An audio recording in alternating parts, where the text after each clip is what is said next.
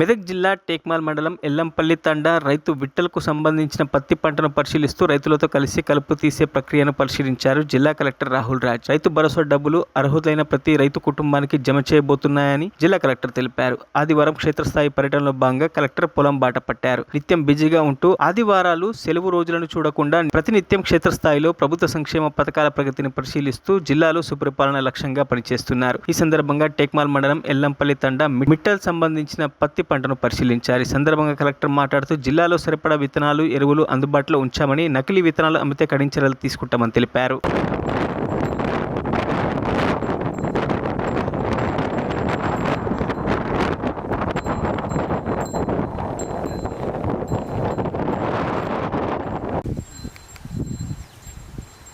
Quintal ఎంతకు పోయింది last time? 7,200 7,500 7,000.